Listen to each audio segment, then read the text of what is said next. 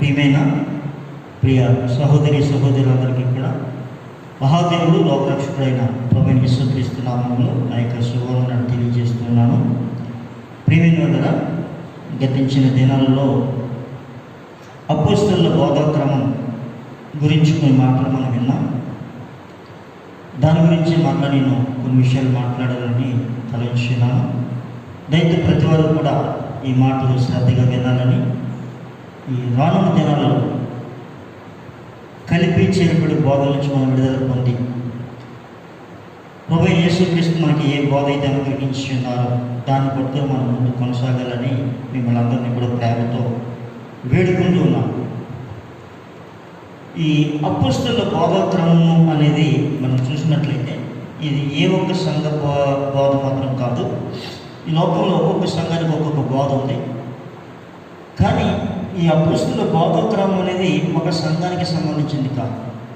సార్వత్రిక సంఘం అంతా కూడా ఈ అపోస్తలుల బోధాక్రమంలో కొనసాగాలనేది దేవుని యొక్క ఉద్దేశం. ప్రభువైన యేసుక్రీస్తు ఆయన దినాల్లో ఆయన చెప్పిన మాట మనం చూస్తే మత్తయి సువార్త 28వ అధ్యాయం 19-20 వచనాలు మనం చూసినట్లయితే మత్తయి సువార్త కాబట్టి మీరు వెళ్ళి సమస్త జనులను శిష్యులనుగా చేయండి, తండ్రి యొక్కయు కుమారుని యొక్కయు పరిశుద్ధాత్మ యొక్కయు నామములోనికి వారికి బాప్తిస్మిచ్చు నేను మీకు ఏ ఏ సంగతులను ఆజ్ఞాపించినో వాటన్నిటిని గైకొనవలనని వారికి బోధించింది.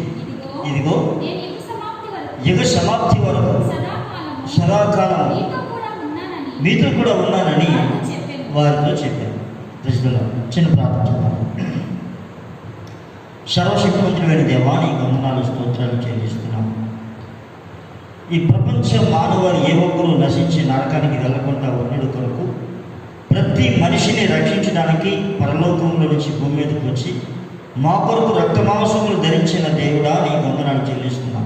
మా కొరకు మీరు కార్చిన రక్తంలో పాప విమోచన, పాప క్షమాపణ అనుగ్రహించారు. మీకు వందనాలు చెల్లిస్తున్నాం.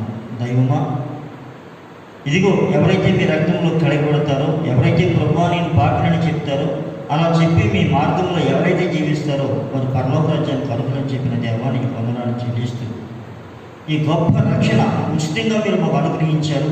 అయితే దాన్ని ఏ విధంగా కొనసాగించాలో చెప్పారు. దాన్ని కొనసాగించడం మాకు నేర్పిస్తున్నారని మీకు వందనాలు స్తోత్రాలు చెల్లిస్తూ ఈ లోకమంతా కూడా మీ బోధలో కొనసాగాలని మీ ప్రార్థన చేస్తూ ప్రియమైన దేవుడు మీరు నాకు సహాయం చేయండి. కొన్ని మాటలు మీరు అనుగ్రహించి సహాయం చేసి మీరే మహిమ పొందమని క్రీస్తు యేసు నామములో ప్రార్థించి వేడుకుంటున్నాం తండ్రి. ఆమేన్. ఇప్పుడు మనం వాక్యం చూసినట్లుగా యేసుక్రీస్తు ప్రభువు మత్తయి సువార్త 28వ అధ్యాయంలో మనం చూసిన మాట, మీరు సమస్త జనులను శిష్యులుగా చేయండి, సమస్త జనులను శిష్యులుగా చేయండి. ఈరోజు ఎక్కడ చూసినా భక్తులు ఉన్నారు. అంటే క్రైస్తవులుగా పిలువబడే జనాలు ఎక్కడ చూసినా విస్తారంగా పెరిగింది. కానీ దేవుడు కోరిన, యేసు ప్రభువు కోరిన శిష్యులు అనే మాట చూస్తే అది చాలా తక్కువగా ఉంది. శిష్యులుగా తయారవడం అనేది నన్ను అడిగితే నాకు తెలిసినప్పటికీ చాలా చోట్ల ఈ బోధ లేదు. సంఘంలో ఎవరైనా ఒకవేళ సేవ చేయాలనుకుంటే వారు ఏదో బైబిల్ కాలేజీ ట్రైనింగ్ పంపించి 2 సంవత్సరాలు 3 సంవత్సరాలు ట్రైనింగ్ అయిన తర్వాత వాళ్ళు వెళితే అక్కడి నుంచే పరిచయకి వెళ్ళిపోవడం, లేదంటే మరలా పంపిన పాస్టర్ గారి దగ్గరికి వస్తే ఆ పాస్టర్ గారి మరలా వారి సంఘం తరఫున సేవకు పంపడం జరుగుతూ ఉంది. కానీ ఈ బోధాక్రమం అనేది మాత్రం ఎక్కడ కూడా కొనసాగట్లేదు. అయితే తప్పనిసరిగా బోధాక్రమం అనేది ఈ దినాల్లో తప్పనిసరిగా ఉండాలి. బోధాక్రమం లేకుండా మనం అసలు వాక్యం ఎలా చెప్పాలనేది కూడా అర్థం కాని విషయం. ఎందుకంటే ప్రతిదానికి క్రమం ఉంది. ఫర్ ఎగ్జాంపుల్, లారీ తయారు చేయాలి. లారీ తయారు చేయాలంటే ముందు షాషీ తయారు చేయాలి. షాషీ కట్టకుండా లారీ కట్టాలి. అలాగే ఒక రిక్షా తయారు చేయాలి. రిక్షా తయారు చేయాలంటే దానికి ఒక షాషీ కట్టకుండా రిక్షా తయారు చేయాలి. అదేవిధంగా మనిషికి బాడీ, వెన్నుముక స్కెడ్యూల్ లేకుండా ఇటు పరిస్థితిలో ఈ మనిషి తయారు కాదు. అదేవిధంగా మన జీవితంలో స్కెల్టన్, వెన్నెముక అనేది, సాక్షి అనేది వెరీ ఇంపార్టెంట్. అదేవిధంగా క్రైస్తవ ఆత్మీయ జీవితానికి కూడా బోధాక్రమం అనేది వెరీ ఇంపార్టెంట్. మనిషికి వెన్నెముక ఎలాంటిదో బోధ కూడా అటువంటిదే. దేవునికి స్తోత్రం. అయితే ప్రభు చెప్పిన మాట, మీరు సర్వలోకానికి వెళ్ళండి, సర్వ సృష్టికి సువార్తను ప్రకటించండి, సమస్త జనులను శిష్యులుగా చేయండి. అయితే ఎంతమంది శిష్యులు తయారవుతూ ఉన్నారు? బైబిల్లో ఒక చోట అపోస్తలుల కార్యంలో ఒక మాట ఉంటుంది, అంత్యోకయలో శిష్యులు క్రైస్తవులు అనబడేది అన్నాడు. అంటే ఒక వ్యక్తి క్రైస్తవుడు కావాలి అంటే యేసు ప్రభువును నమ్ముకొని బాప్తిసం చేసుకున్నంత మాత్రాన క్రైస్తవుడు కావడం లేదు. కానీ యేసు ప్రభువును నమ్మి శిష్యుని అర్హతకు సంపాదించిన తర్వాత మాత్రమే వారు క్రైస్తవులు అయ్యారు అన్నట్టుగా మనం చూస్తూ ఉన్నాం. ఎందుకంటే క్రైస్తవులు అనేవాళ్ళు వెంబడించేవారు, క్రీస్తుని వెంబడించేవారు క్రైస్తవులు, వారు శిష్యులు. ఫర్ ఎగ్జాంపుల్ ఒక మాట మనం చూద్దాం. మత్తయి సువార్త 4వ అధ్యాయం 19వ వచనంలో, మత్తయి సువార్త 4వ అధ్యాయం 19వ వచనం, ఆయన నా వెంబడి రండి, నేను మిమ్మల్ని మనుషులను పట్టు జాలరులుగా చేతునని వారితో చెప్పాను. వెంటనే వారు తమ వలను విడిచిపెట్టి ఆయనను వెంబడించిరి. దేవుని స్తోత్రం కలుగును గాక. ప్రియుల రైతు చూడండి, యేసు ప్రభువు వారు అన్నారు, నా వెంబడి రండి, నేను మిమ్మల్ని మనుషులు పట్టే జాలరులుగా చేస్తాను అన్నారు.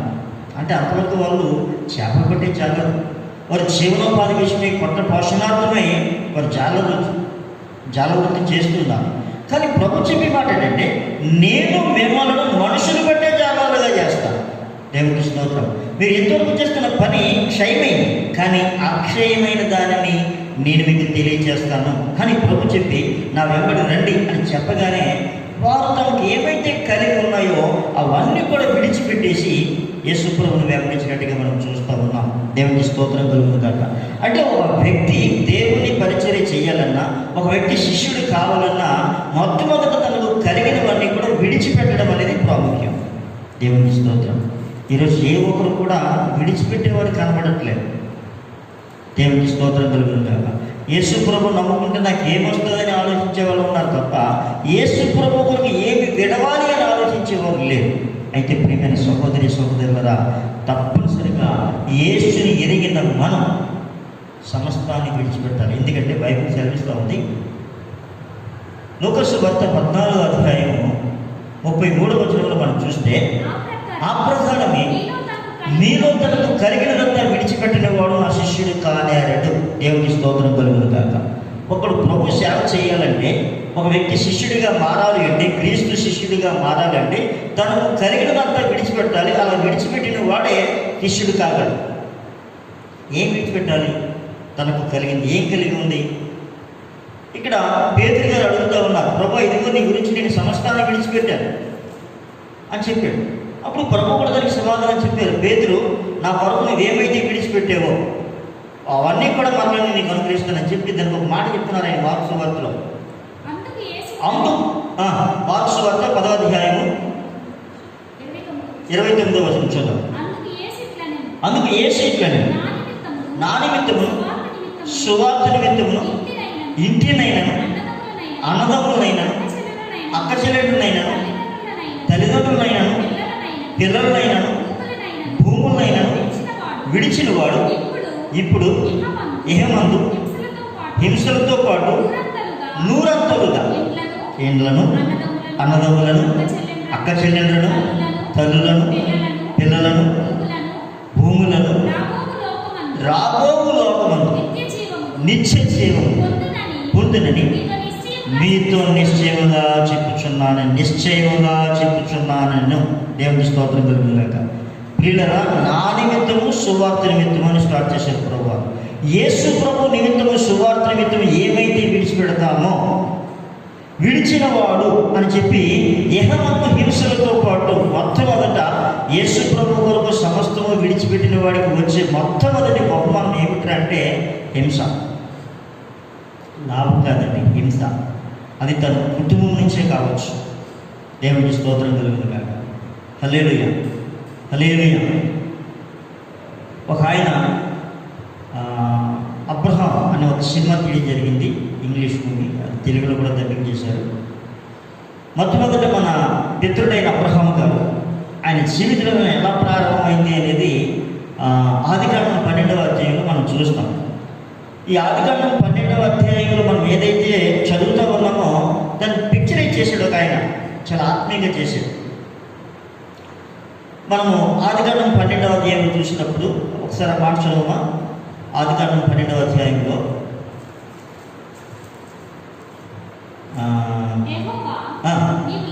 నీవు లేచి నీ దేశం నుండి, నీ బంధువుల యొద్ద నుండి, నీ తండ్రి ఇంటి నుండి బయలుదేరి నేను నీకు చూపించే దేశానికి వెళ్ళి నిన్ను గొప్ప జన్మగా చేసి నిన్ను ఆశీర్వదించి నీ నామమును గొప్ప చేయదు ప్రజలు. హల్లెలూయా. ఇక్కడ మన పితరులు లేక విశ్వాసులకు తండ్రి అయిన అబ్రహాము విషయంలో దేవుడు మాట్లాడుతున్న ఒక ప్రాముఖ్యమైన మాట. ఈరోజు ఎవరైనా మంచి క్రైస్తవులుగా ఉన్నారు అంటే, క్రైస్తవులుగా మార్చబడ్డారు అంటే, ఒక యేసుక్రీస్తు అన్నాడు ఒక విషయంలో, ఇతడును అబ్రహాము కుమారుడే, నేడు ఇంటికి రక్షణ వచ్చినది అన్నాడు.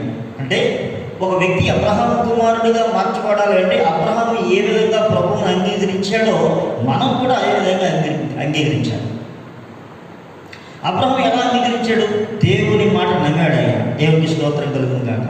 అబ్రహాముతో దేవుడు చెప్తున్నాడు, అబ్రహాము కాదు, అబ్రహామా నీవు లేచి నీ తండ్రి ఇంటి నుంచి, నీ బంధువుల నుంచి, నీ దేశం నుంచి ఇవన్నీ విడిచి నేను చూపించే దేశానికి వెళ్ళి అన్నాడు. ఏ దేశమో చెప్పలేదు. ఆ పిక్చర్లో మనం అక్కడ లేఖన భాగం కాకుండా దాని కొరకు తీసిన ఒక సినిమాలో మనం చూస్తే వాళ్ళ పితరుడు తండ్రి అడుగుతాడు, ఆయన ఎలా ఉన్నాడరా? తెలియదు నాన్న. ఎక్కడికి వెళ్ళమన్నాడరా? తెలియదు నాన్న. ఎలా వెళ్తావురా? తెలియదు నాన్న. దేవుడు పిలిచాడు, ఎలా ఉన్నాడో తెలియదు, ఎక్కడికి వెళ్ళమన్నాడో తెలియదు, కానీ వెళ్తానంతే. అరే ఎలా వెళ్తావు? నీ మాటలు కాస్త అర్థం ఉందా అంటే ఎంత హాస్యాస్పదంగా ఉంటుందంటే ఆయన చెప్పే మాట వినే వరకు నమ్మగలుగుతుంది. ఈరోజు చాలామందికి దేవుని మాట హాస్యాస్పదంగానే ఉంది, దేవుడు పిలిచాడు అనే మాట హాస్యాస్పదంగానే ఉంది, దేవుని సేవ అనే మాట హాస్యాస్పదంగానే ఉంది. కానీ దేవుని మాట ఎవరు నమ్ముతారో వారి జీవితంలో అద్భుతాన్ని చూడగలరు. నువ్వు నమ్మితేనే దేవుని మహిమను చూస్తామన్నాడు తప్ప నమ్మకుండా దేవుని మహిమను ఎవరు కూడా చూడలేదు. మనం ఇక్కడ చూస్తే యేసు ప్రభువు చెప్పారు, ఒకడు తనకు కలిగినదంతా విడిచిపెట్టకపోతే నా శిష్యుడు కానాడు. ఎవరు విడిచిపెట్టారు అడిగితే ఇదిగో మన పితరుడైన అబ్రహాము తన కుటుంబం అంతా విడిచిపెట్టాడు, తన దేశాన్ని విడిచిపెట్టాడు, తన బంధువర్గాన్ని విడిచిపెట్టాడు. దేవుడు ఎక్కడికి వెళ్ళమన్నాడో నిర్దిష్టంగా చెప్పలేదు, నువ్వు పలానా చోట ఉందని చెప్పలేదు. అయ్యా నేను ఎక్కడికి వెళ్ళమంటున్నా అంటే దాని అర్థం ఏంటంటే ఏ పూటకీడో ఆ పూటకి చాలును, రేపటి కోసం ఆలోచన చేయొద్దు. ఈ రోజు గురించే, ఈ రోజు నీకు ఏం కావాలో నేను చూసుకున్నాను, రేపటి కోసం ఆలోచన చేయొద్దు. యేసుక్రీస్తు ప్రభువును అంగీకరించిన సేవకుడైనా లేక విశ్వాసైనా ఎవరైనా సరే యేసు ప్రభువుని నమ్మిన వారైతే వాళ్ళు రేపు గురించి ఆలోచించాల్సిన పని లేదు. నీకు రేపు ఏం కావాలో నీ దేవుడైన ప్రభు చూసుకుంటాడు. ఎందుకంటే యేసు ప్రభు నమ్ముకోకముందు నీ ఒక సామాన్యుడికు సామాన్యురాలు, కానీ యేసు ప్రభు నమ్మిన తర్వాత నువ్వు సామాన్యురాలు కాదు, ఒక అసమానమైన వ్యక్తిని. ఎందుకు అని అడిగినట్లయితే మీకు ఒక ఉదాహరణ చెప్తాను. ఒక వ్యక్తి ఈ లోకంలో తిరుగులాడే ఒక వ్యక్తి ఒక్కసారి రాజకీయంలో నిలబడి ఒక ఎమ్మెల్యే కానీ ఎంపీ కానీ అయ్యాడు అనుకున్నాం. వెంటనే ప్రభుత్వం అతనికి గొప్ప సెక్యూరిటీ ఇస్తుంది. అతను ఎక్కడికి వెళ్ళినా చాలా హడావుడిగా ఉంటూ ఉంటారు. మనం అనుకుంటాం, రేపు మనోడైనా మనకు తెలిసినట్టుగా మన మావయ్యరా, మన చిన్నాన్నరా, మన పెదనాన్నరా అనుకుంటాం. కానీ ఈరోజు అతన్ని కలవాలంటే ముందు నీకు పర్మిషన్ ఉంటాం. అరే ఎందుకంతా మీవాడే కదా, కరెక్టే, కానీ ప్రభుత్వం అతనికి ఇచ్చిన అధికారం అటువంటి. దేవుడి స్తోత్రం కలుగును కాక. ఏమండి, ఒక మనిషి ఒక ఉన్నతమైన పదవి వస్తేనే అంత అధికారము అతనికి గవర్నమెంట్ ఇచ్చేస్తూ ఉంటే, గవర్నమెంట్లో 5 సంవత్సరాలు చేసే ఉద్యోగానికి అంత సెక్యూరిటీ ఆయనకి ఇస్తూ ఉంటే, నీవు నేను సర్వలోక రక్షకుడైన యేసుక్రీస్తు ప్రభు రక్తంలో కడగబడి యేసు నా దేవుడు అని చెప్పేవారు, ఇతను నా కుమారుడు అని చెప్పిన ఆ దేవుడు ఆయన కుమారుడమైన మనకి సెక్యూరిటీ ఉండదా? ఒక రాజకీయ నాయకుడికి అయితే సెక్యూరిటీ ఉంటే మన సెక్యూరిటీ ఎంతో తెలుసా? యెహోవా యందు భయము భక్తి కలిగిన వారి చుట్టూ ఆయన దూతలు కాపలా ఉండి వారిని రక్షిస్తారు. ఇది సత్యం, ఇది సత్యం, ఇది సత్యం. నువ్వు నమ్మినట్లయితే దేవుని మహిమను చూస్తావు. చాలాసార్లు మనం కృంగిపోతూ ఉంటాం, ఎవరన్నా ఉన్నారు, ఎవరన్నా సహాయం చేస్తారు, ఎవరన్నా ఆదరిస్తారు. కానీ దేవుని వాక్యం సెలవిస్తూ ఉంది, నమ్ముట నీ వలనైతే నమ్మవానికి సమస్తము సాధ్యం. నీకు తోడై ఉన్నాను. ఇప్పుడైనా నువ్వు ఎప్పుడైతే ప్రభువా నాకు సహాయం చేయి, నేను పాపినని అడుగుతావో ఆ రోజు చెప్తున్నాడు ఆయన, నేను నీకు తోడై ఉన్నాను, నిన్ను విడువను ఎడబాయను అని చెప్తున్నాడు. నిప్రభు కలిగి ధైర్యంగా ఉండని చెప్తున్నాడు. అంత ధీమా దేవుడు మనకి ఇస్తూ ఉంటే మనం చాలాసార్లు కురిగిపోతూ ఉంటాం. విశ్వాసులు కురిగిపోతూ ఉంటారు, సేవకులు కురిగిపోతూ ఉంటారు. ఎవరు నాకు తోడున్నారండి, మాది చిన్న ఊరండి, చిన్న సంఘం అండి, అలాగంటే తిప్పిపోతున్నామండి, మీరు ఎవరైనా సహాయం చేస్తారండి, ఏ మినిస్ట్రీలో వెళ్దామని చూస్తున్నామండి, ఏదైనా మినిస్ట్రీ ఉంటే చెప్పండి. అలా మినిస్ట్రీ కోసం ఆలోచించే వాళ్ళు కొందరు, లేకపోతే ఎవరి దగ్గర సహాయం పొందాలని ఆలోచించే వాళ్ళు కొందరు. అయితే ప్రియమైన వాళ్ళరా, సహాయం పొందొద్దు అని అందుకని నేను ఖండితమైన మాట చెప్తాను. యేసు ప్రభువే మన సహాయం, యేసు ప్రభువే మనకి ఆశ్రయదుర్గం. ఉదాహరణకి ప్రభువుని ఎట్లా ఆశ్రయించాలి అనేది ఒక మాట మనం చూసినట్లయితే, మహారాజు అయిన దావీదు గారు ఒకరోజు మాట అంటే కీర్తన 121వ అధ్యాయం మొదటి వచనం, 123వ అధ్యాయంలో కూడా 121 మొదటి అధ్యాయం ఒకసారి చూద్దాం. కొండల తట్టు నాకు కన్నెత్తుచున్నాను, నాకు సహాయం ఎక్కడి నుంచి వచ్చును? యెహోవా వలననే నాకు సహాయం కలుగు. చూడండి, ఇది మహారాజు. కానీ అంటాడు, కొండల తట్టు నాకు కన్నెత్తుచున్నా, నాకు సహాయం ఎక్కడి నుంచి వస్తుంది? నాకు కొండ ఆయనే. దేవునికి స్తోత్రం కలుగు కాక. కొండల తట్టు చూడడం అంటే నా కొండ ఆయనే. నాకు ఎత్తైన కొండ అంటాడు, నాకు దుర్గమ అంటాడు, నా శైలం అంటాడు. ఎవరు శైలము? శైలం అంటే కొండ. దేవునికి స్తోత్రం కలుగును కాక. హత్తు చూస్తున్నాడు, కొండల తట్టు నాకు పనులెత్తి ఎత్తుచున్నాను, నాకు సహాయం ఎక్కడి నుంచి వస్తుంది? యెహోవా వలనే నాకు సహాయం కలుగును. దేవునికి స్తోత్రం.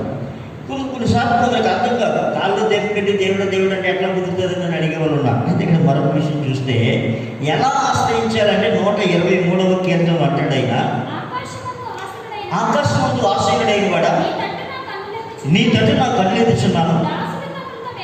దాసుని కనులు తన యజమాని చేతితోటును, దాసి కనులు తన యజమానురాలు చేతితోటును చూచినట్లు మన దేవుడైన యెహోవా మనల్ని కరుణించే వరకు మన కన్నులు ఆయన తట్టు చూచున్నది.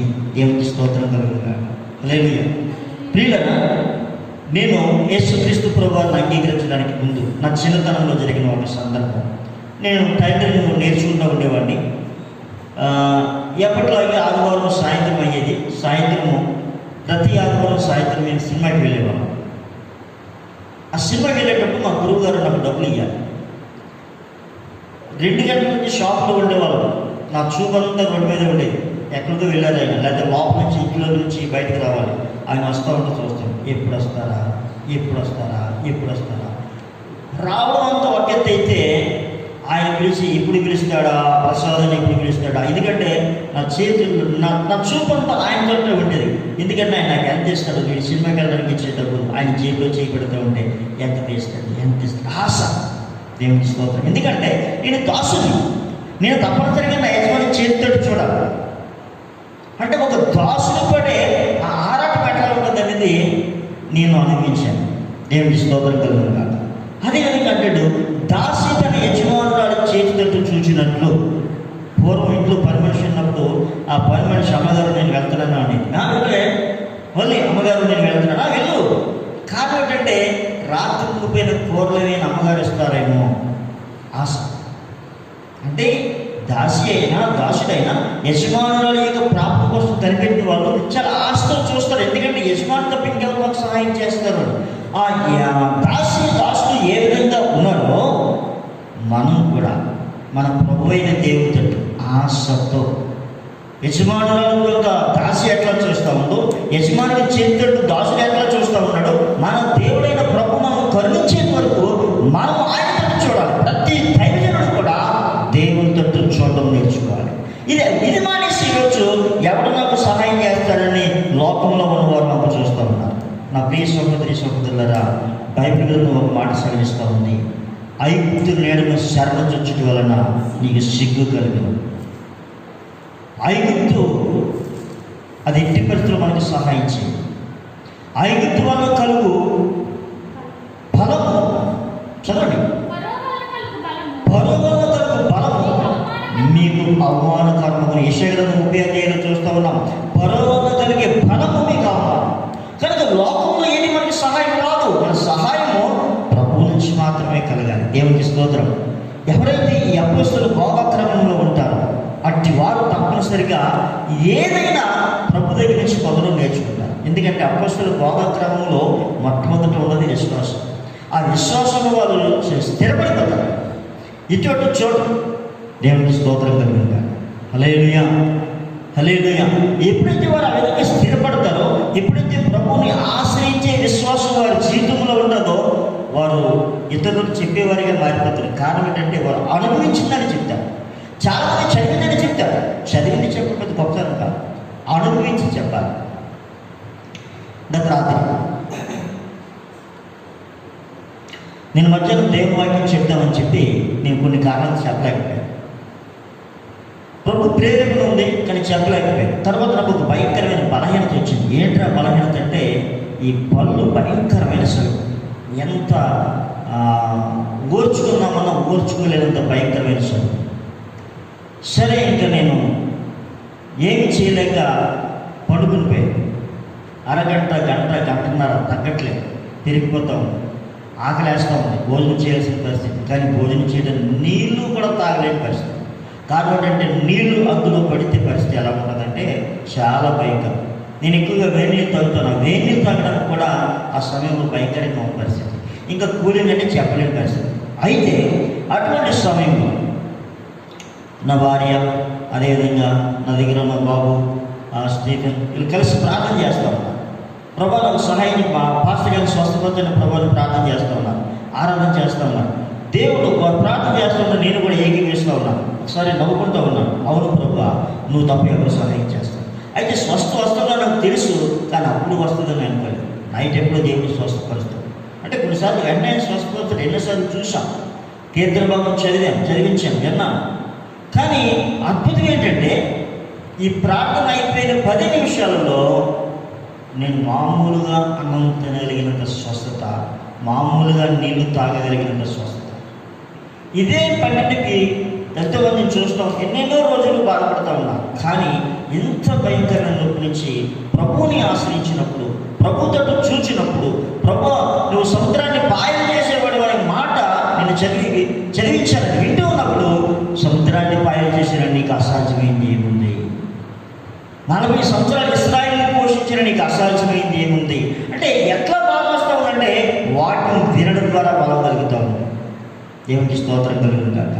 ఆ బలము రాత్రి కొంతసేపులోనే, కొన్ని నిమిషాల్లోనే ప్రభువులను సంపూర్ణంగా స్వస్థపరచు. యాక్చువల్గా ఈరోజు కూడా నేను లేవలేని పరిస్థితి నా ఉద్దేశం ప్రకారంగా, కానీ నాకు దేవుని ఉద్దేశం లేదు. దేవునికి స్తోత్రం కలుగుతుంది కాక. అందుకే ఈరోజు ఈ వాక్యాన్ని చెప్పడానికి నేను ఆలస్యం చేయకుండా వెంటనే వాక్యం మాట్లాడడం జరుగుతూ ఉంటుంది. దేవునికి స్తోత్రం కలుగుతుంది కాక. హల్లెలూయా. అయితే ప్రియమైన వారులారా, ఈ బోధక్రమంలో మరొక మాట మనం చూద్దాం. మత్తయి సువార్త 7వ అధ్యాయము, మత్తయి సువార్త 7వ అధ్యాయము 24. కాబట్టి ఈయన మాటలు విని వాటి చొప్పున చేయి ప్రతివాడు పంట మీద తన ఇల్లు కట్టుకున్నాడు బుద్ధిమంతుని పోలియుండును. వాడు కురిసెను, వరదలు వచ్చాను, గాలి విసిరి ఆ ఇంటి మీద కొట్టాను, కానీ దాని పునాది పంట మీద వేయబడిన కనుక అది పడలేదు. మరియు ఈయన మాటలు విని వాటి చొప్పున చేయని ప్రతివాడును ఇసుక మీద తన ఇల్లు కట్టుకున్న బుద్ధిహీనుని పోలియుండెను. వాన కురిసెను, వరదలు వచ్చాను, గాలి విసిరి ఆ ఇంటి మీద కొట్టాను, అప్పుడు అది కూలబడెను. దాని పాటు గొప్పదని చెప్పాను. దేవునికి స్తోత్రం కలుగును కాక. అలా గొప్పదని చెప్పాను. ఈ మాట ఏ విధంగా ఉందన్నమాట. దేవునికి స్తోత్రం కలుగును కాక. పంట మీద కట్టబడిన ఇల్లు, ఇసుక మీద కట్టబడిన ఇల్లు, 2 ఇల్లులే, 2 నివాసాలు చేయాలి. కానీ ఒకటి స్టాండర్డ్గా ఉండేది, ఒకటి గాలివాన వేస్తే పడిపోయేది. దేవునికి స్తోత్రం. ఈరోజు చాలా మంది ఆత్మీయ జీవితం గాలివాన వేస్తే పడిపోయేదిగా ఉంది. గాలివాన అంటే కొన్ని సమస్యలు, కొన్ని ఇబ్బందులు.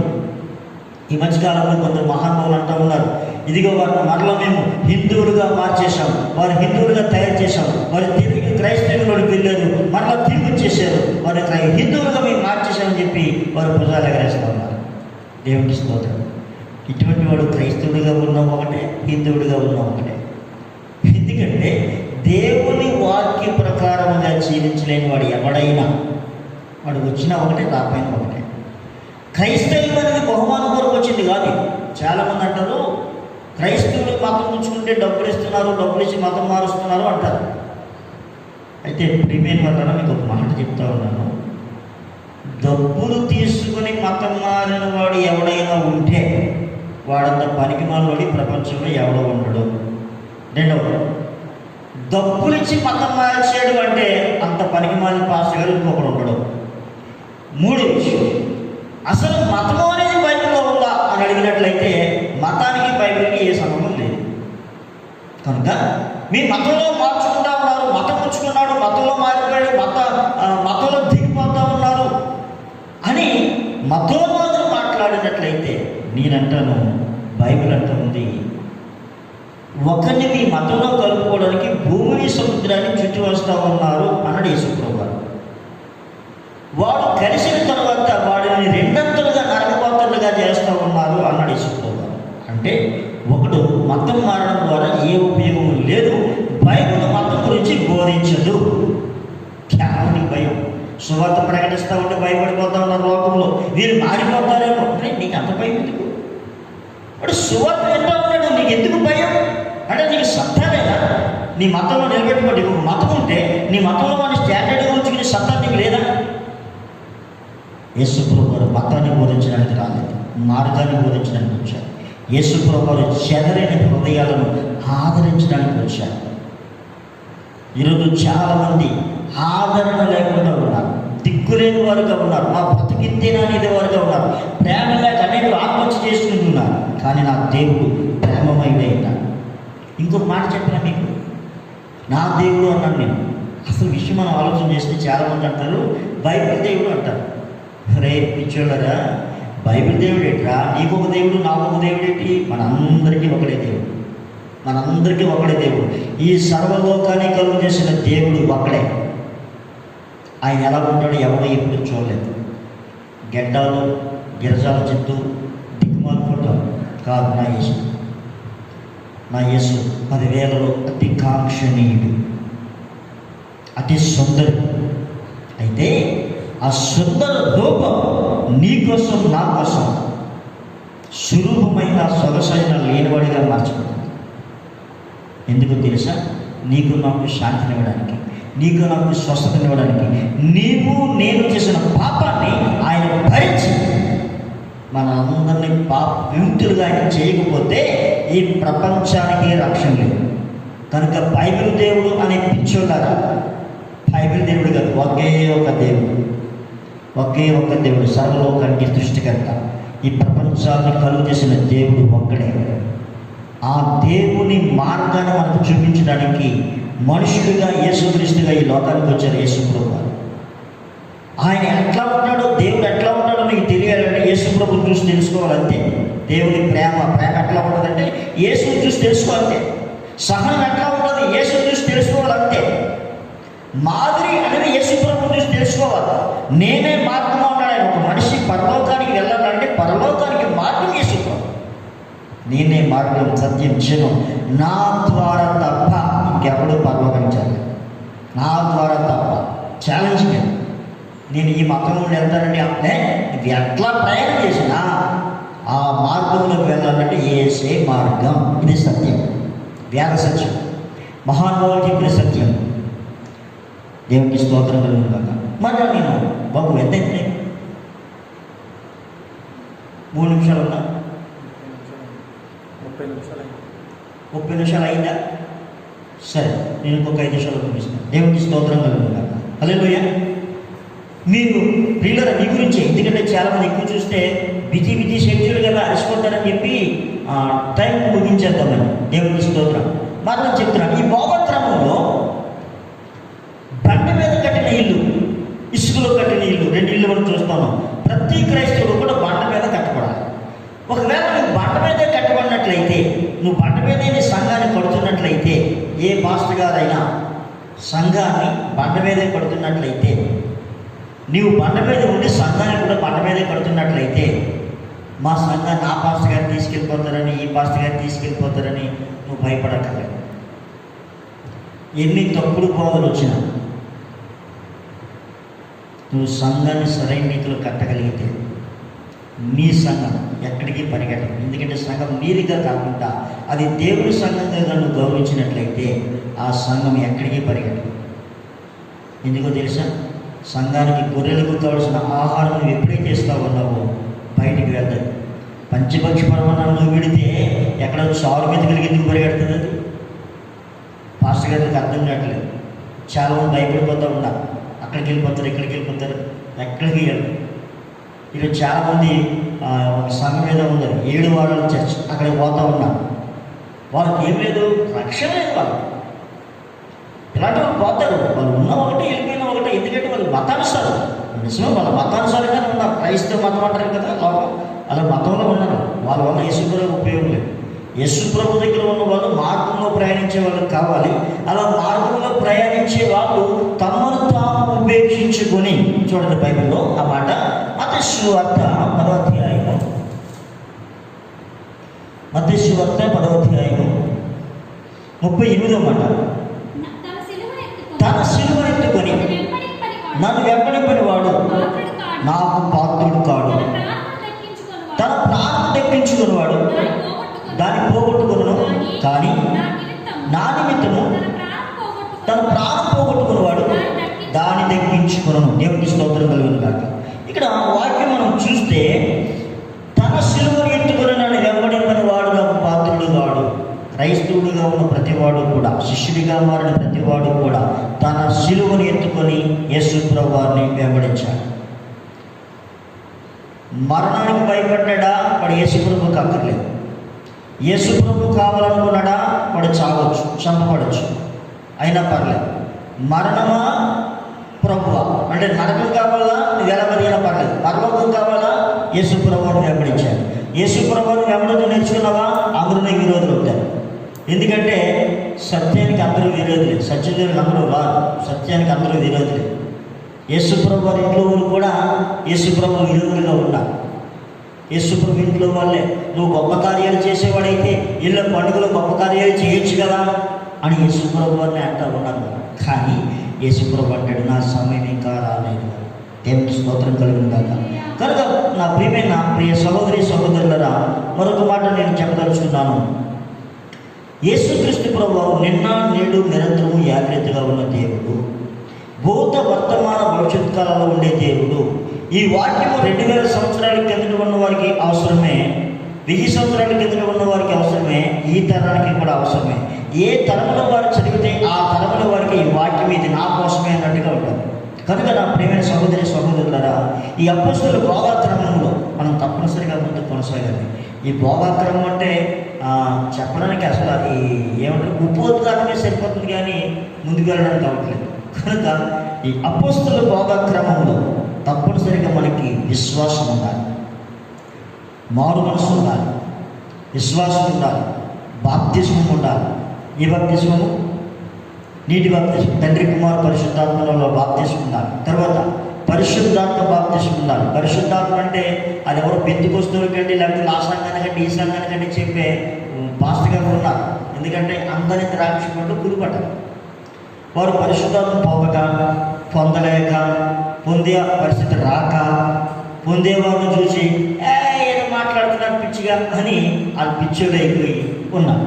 కానీ వాక్య ప్రకారముగా ఈ పరిశుద్ధాత్మ మీకును మీ కుటుంబానికి అని చెప్పాడు దేవుని స్తోత్రం.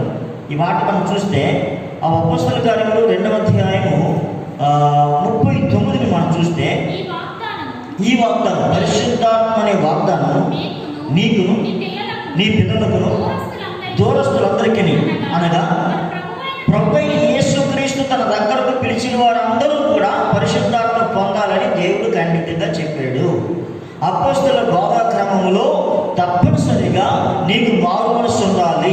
మారు మనసు పొందకపోతే నువ్వు నాశనం అవుతావు అని చెప్పాడు. రెండవది విశ్వాసము. విశ్వాసం లేకుండా దేవునికి ఇష్టడైపోట అసాధ్యము. మూడవది బాప్తిస్మము. బాప్తిస్మము దేవుని యొక్క ఆజ్ఞ అన్నది.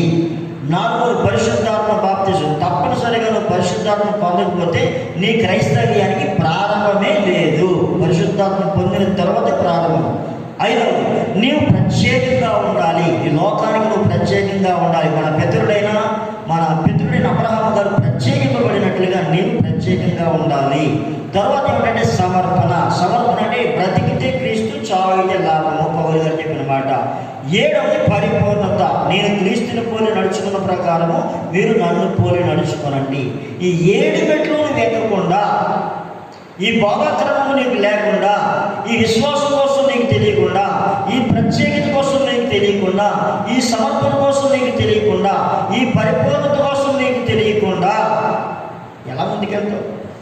ఇవి నీకు తెలియదు కాబట్టి నువ్వేం చేస్తా ఉన్నావు? ఏ పాస్టర్ గారు ఎవరిలాగో సహాయం చేస్తారని సహాయం కోసం పరిగెడుతున్నావు. ఉదయం నుంచి సాయంకాలం సైకిల్తో కలిసిపోయిన వాళ్ళు కొందరున్నారు. బండికి అప్పపెట్టెలు కొట్టుతాడని బండి మీద తిరిగే వాళ్ళు కొందరున్నారు. మా ప్రియ సహోదరులరా, అలా అలసిపోవద్దు. ఎందుకంటే మన అలసట ప్రభు చూడాలి. ప్రభు దగ్గర మనం ప్రార్థన చేద్దాం. దాసి ఏ విధంగా ప్రభు చేతులను చూస్తారో మనం కూడా ఇంటర్ చూద్దాం. ప్రభు చేతిలో నుంచి మనకి కావాల్సిన ప్రతి దాన్ని తీసుకుందాం, ఆయన ఆశ్రయించుదాం.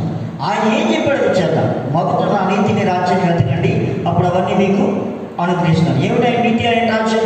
ప్రభు చెప్పాడు, మీరు సర్వలోకానికి వెళ్ళి సర్వసృష్టికి సువార్తను ప్రకటించండి, సమస్త జనులను శిష్యులుగా చేయండి. సువార్త ప్రకటిస్తే పొందుతున్నారండి, దండించుకోండి. దేవుడికి స్తోత్రం. అందుకే దేవుడు మనం ఏర్పాటు చేస్తున్నాడు. యేసు ప్రభువాన్ని కొట్టడానికి వచ్చింది మొత్తం మనల్ని ఏమందా? యేసు ప్రభు శిష్యుల్ని తోలు చేసింది, మనల్ని ఏమి అందా అంటారు. అదే క్రైస్తవ్యం. దేవుడి మాటలు దేవుని కాక మళ్ళీ కలుద్దాం. God bless you. ఆమేన్. తప్పనిసరిగా వాక్యం వారు సబ్స్క్రైబ్ చేయండి. మీ అందరికీ వందనాలు. ప్రార్థన చేసుకుంటాం. మా కోసం, మా పరిచర్య కోసం, మా కుటుంబం కోసం ప్రార్థన చేయండి. లోకం అపోస్తుల సిద్ధాంతంలో ఉండి దేవుని మార్గంలో జీవించినట్లుగా మీరందరూ ప్రార్థన చేయండి. చిన్న ప్రార్థన. ప్రియమైన దేవుడా, నీకు వందనాలు చెల్లిస్తున్నాం. ఈ మాటలు నీ ప్రజలందరి హృదయాల్లో 30, 60 మూడులుగా ఫలింపు చేయమని, అందరూ ఈ వాక్యం ఫలింపు చేయమని, ప్రభు ప్రతి వారు నీ మాటని నీ మాట ప్రకారంగా జీవించి కృపగా ఇచ్చేయమని యేసు ప్రభు నామములో ప్రార్థించి వేడుకుంటున్నాం తండ్రి. ఆమేన్. యేసు రక్తమే చేయం అపవాద క్రియలపై, యేసు రక్తమే చేయం అపవాద క్రియలపై, ప్రభు యేసు రక్తానికి సంపూర్ణ విషయం అపవాద క్రియలు అనంత నాశనం కలుగును కాక. ఆమేన్. ఆశీర్వాదం, మహాదేవుని ప్రేమ, క్రీస్తునాథుని కృప, పరిశుద్ధాత్మనిక సహవాసం, ఆదరణ కూడిన మనకును లోకంలో సకల పరిశుద్ధులకు ఇది మొదలుకొని సదాకాలం తోడే ఉండును గాక. Amen. God bless you all.